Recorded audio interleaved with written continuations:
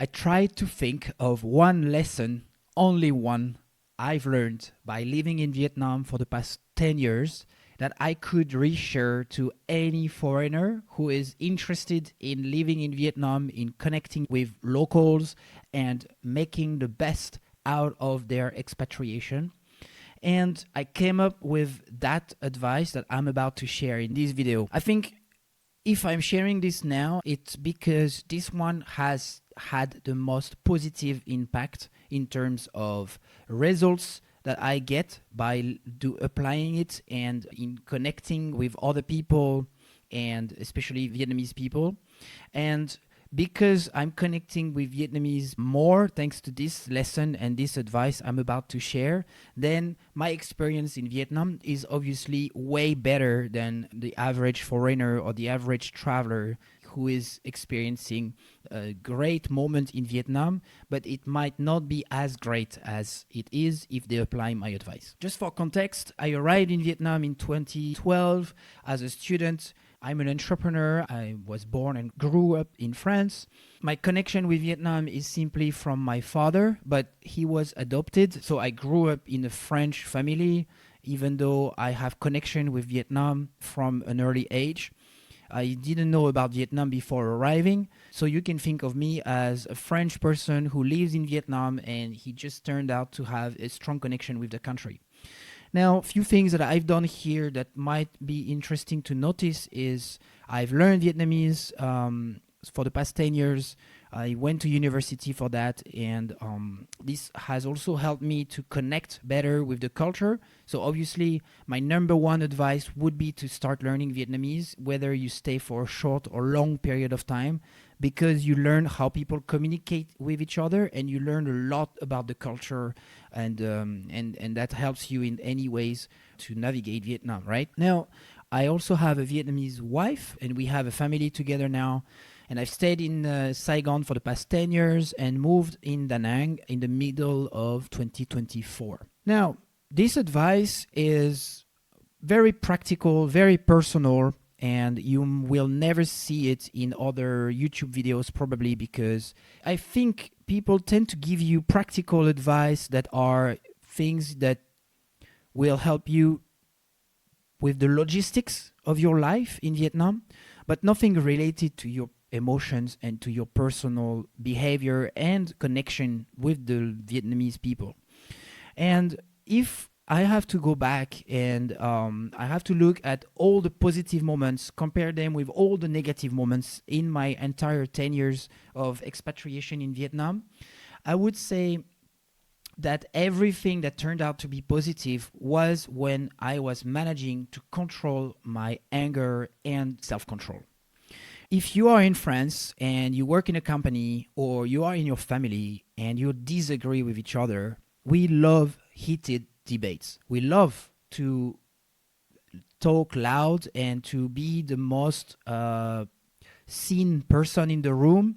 We love to say things clearly. We love to talk about problems and clear the problems right away and find ways to, argue until we find a solution on the spot. And that helps for many ways, right? I think like that as well now. I want my problems to be identified as quickly as possible. I want to find a solution as early as possible.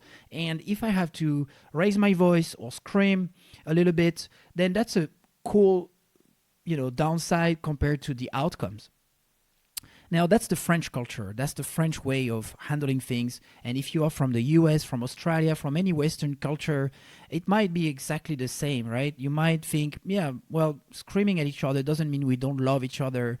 And screaming or getting angry at something doesn't mean that, you cannot cool down just right after. And once the problem is solved, there's no reason to be angry. And so the life will continue after that. But in Vietnam, if you hit the table when you are angry, if you scream at a staff, or if you talk loud with your wife, which is what I've been doing many times, then the locals tend to freeze and to stop talking, to stop acting, and to even stop respecting you. And they will never help you anymore again. And that happened to me many times. And the contrary happened as well, where I would smile and be patient, control my anger, and try to get them to find a solution, or let's say to ask the right questions and be polite and respectful and tackle the situation, even if I was very frustrated, with calm and patience. Then suddenly solutions would arise and they would come very naturally, and it would be like nothing happened. Now, if I'm sharing this with you, obviously, I understand that you might think, okay, this guy has an anger problem. But really, if you think of all the cost of being angry, it has nothing related to how big or great the results might be in the end. Because when you solve problems with anger, then it costs you emotionally, it costs other people emotionally, and it doesn't help at all to be angry.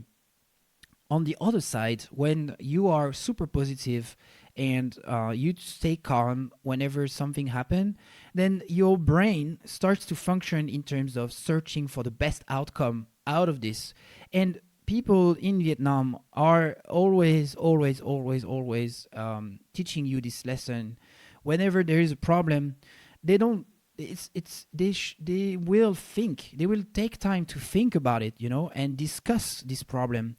And instead of being angry all the time like a foreigner, they will talk through it. And this happened to me today, where I went to the airport to get my father's identification paper that he actually lost in his flight back to his hometown last week. And I saw many reasons for me to be angry, because first, it's hard to get the right person on the phone. Second, you arrive thinking that you need to go to this office because that's what they told you, and actually it's not that office, it's another one. And then when you arrive at the other office, they tell you that the person who collects the identification paper needs to be that owner of that paper, and obviously I was not him. So I had to go through another desk, and then through one person at that desk, then another one, and another, and the manager, and then the manager brought one staff to help me to get the paper back and all of that. So it took maybe totally 30 minutes. I lost an hour because I need to go to the airport, wait, and all of that, right? So I have all the reasons to be angry. But I also managed to get that paper, I think, because I was always polite, smiling, and patient.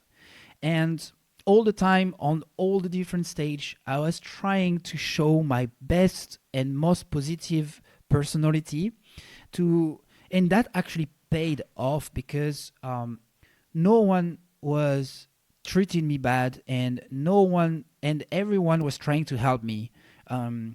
And I faced situations, a similar situation, and I saw some people being angry at the counter where I was, and they were not getting any results. They were getting people on the front desk that were just tired of dealing with them, and it was not helping anyone in that situation. So yeah, thank you, Vietnam, for teaching me this lesson, and I'm working on this, obviously, for the next life. I guess it's something that you have to work on in a lifetime, because you cannot control what brings anger, or how to like self-control. I guess it's hard, especially when you come from a place and a country where losing your mind is standard. But if you have to negotiate something with a local, if you have to manage a team here, if you have to meet with customers, if you have to build personal relationship with locals, I would really suggest to try out to self-control, and you will see that solutions arrive, and the outcome is 10 times better than if you get angry. And also for yourself, getting angry, I think, is not a great thing, or not a great habit to adopt on a daily basis. So Try it out, guys, and let's hope that less anger and more self-control will bring positive outcomes in your Vietnam life. See you for the next video. That was Scale in Peace, Nicolas Thành. Bye.